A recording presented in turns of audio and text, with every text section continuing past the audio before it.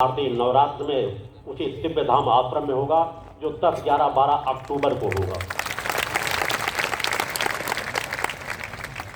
10, 11, 12 अक्टूबर को संकल्प साधना शिविर वहां पर संपन्न कराया जाएगा, जहां पर एक और सशक्त विचारधारा आप लोगों को प्रदान की जाएगी, जिसे आप संकल्पवान साधक बने, जिसे आपकी मनोकामनाओं की पूर्ति भी हो सके और माता आदि शक्ति जगदीश्वरी जगदम्बा की ऊर्जा और चेतना भी प्राप्त हो सके, जिसके माध्यम से आप संकल्पबद्ध होकर के अपने जीवन को रूपांतरित कर सको। एक ऐसा संकल्प जहां से फिर आपका कभी पतन ना हो।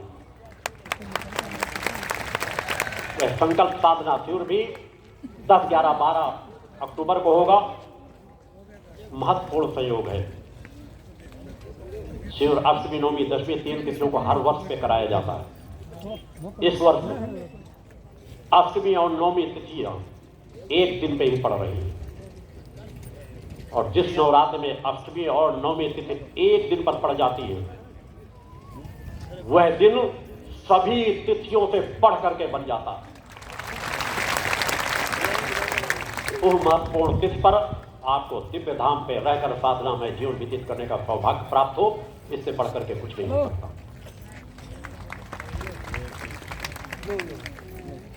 और उसके बाद के शिविर की लोगों ने जानकारी चाहिए है। मैंने अभी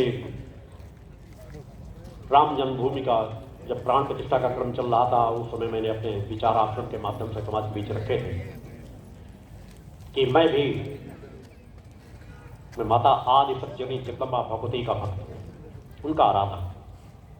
मगर मेरी माता आदि शक्ति जगदम्बा भगवती की ही कृपा चेतना तरंगे, राम हो, कृष्ण हो, शिव हो, ब्रह्मा, विष्णु, महेश, कोई भी हो, सभी उनकी ही चेतनाएं हैं। मर्यादा पुरुषोत्तम राम इन धरती के लिए आदर्श हैं। हमारे सनातन के आस्था विश्वास के केंद्र हैं,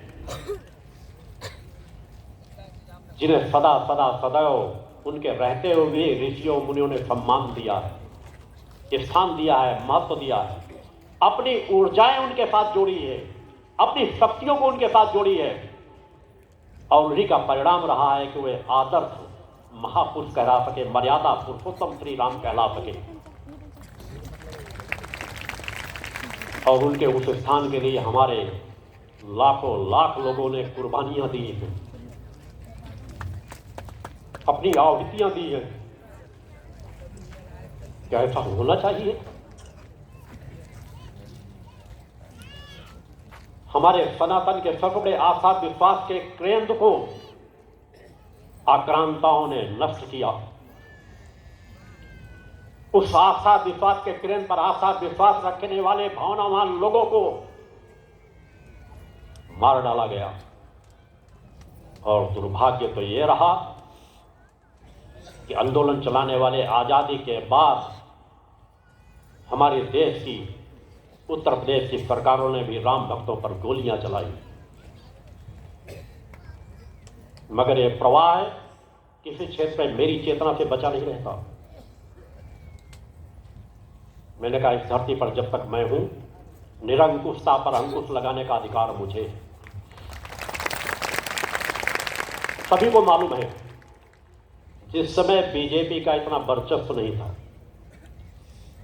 योगी आदित्यनाथ की कहीं छवि उभर करके नहीं आई थी।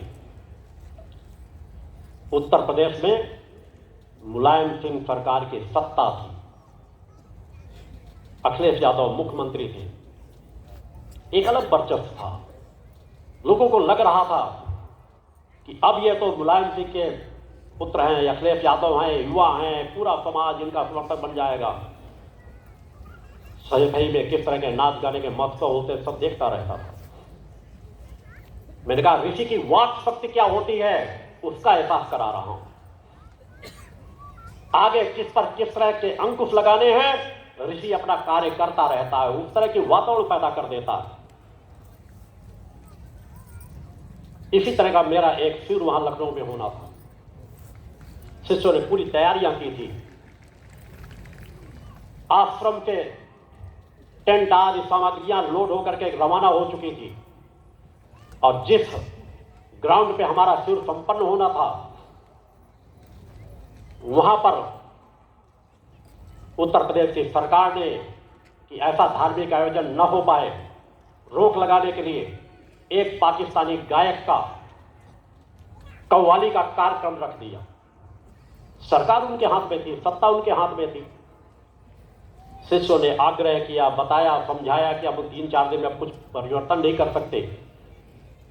और गुरुदेव जी एक बार जो ठान लेते हैं तो फिर उसमें बदलाव दूसरे के अड़ंगा डालने से कभी करते नहीं, क्योंकि मेरा सहज स्वभाव है कि मैं एक बार जो ठान लेता हूं उसे भी कोई दूसरे की आवाज सुनता नहीं कि उसे रोकने की क्षमता कोई रखता हूं।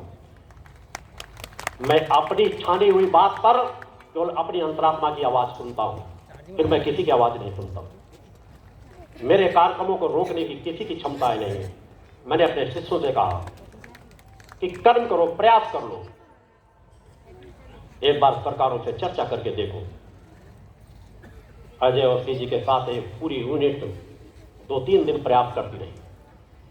ऐसो आराम में डूबे हुए सत्ता के मत्तर चूर अखिलेश यादव की सरकार, अखिलेश यादव, मुलायम सिंह, उनके परिवार के सभी सदस्यों से संगठन के कार्यकर्ताओं ने अलग अलग संपर्क किया।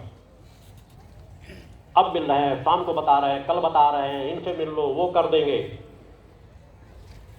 मेरे पास तक सूचनाएं आती नहीं। मैंने कहा मेरे शिविर को रोकने की क्षमता किसी सरकारों पे भी नहीं है।